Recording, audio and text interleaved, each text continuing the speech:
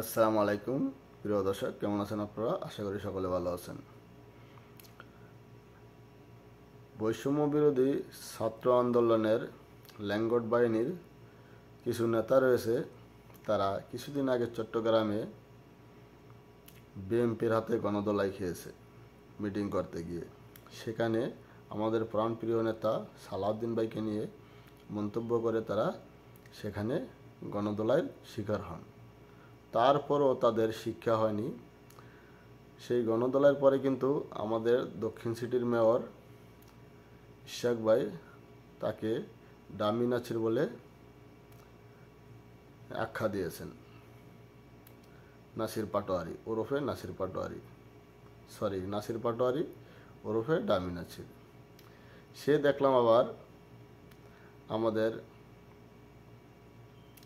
নেতা বাবর ভাইকে নিয়ে, লুৎফুজ্জামান বাবর, তাকে নিয়ে আবার কাল বিভিন্ন ধরনের মন্তব্য করেছেন।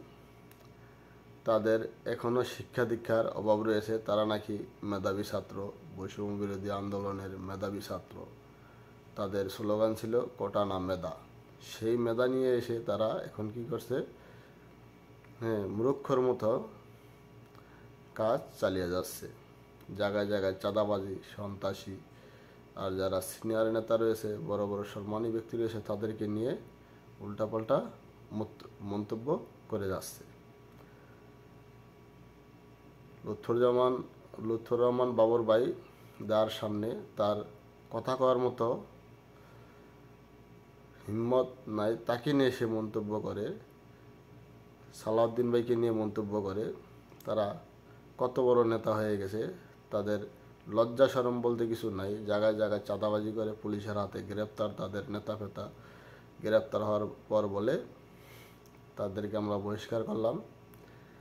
আপনারা দেখেছেন গুলশানের ঘটনায় উম্মামা ফাতেমা, বৈষম্য বিরোধী আন্দোলনের নেত্রী, সে কিন্তু বিভিন্ন স্ট্যাটাস, ফেসবুক লাইভে তিনি জানিয়েছেন তারা কী ধরনের চাঁদা বাণিজ্য করে যাচ্ছে, যার কারণে তাকে এখন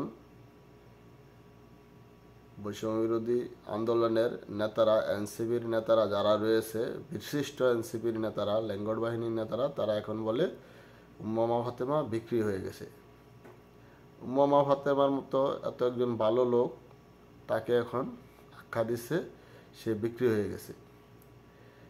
এখন তাদের দোষ কিভাবে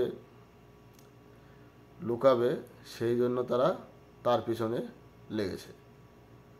আসলে যেটা মানুষের সামনে এসেছে, বিভিন্ন জায়গা থেকে চাঁদাবাজি করেছে, তারা তো অন্তত জানে যে ওরা কী ধরনের লোক। চাঁদার বা কার কার কাছে যায়, কে কত টাকা নেয়, কত পার্সেন্ট খায়, এটা কিন্তু অলরেডি এই রিমান্ডে চলে এসেছে।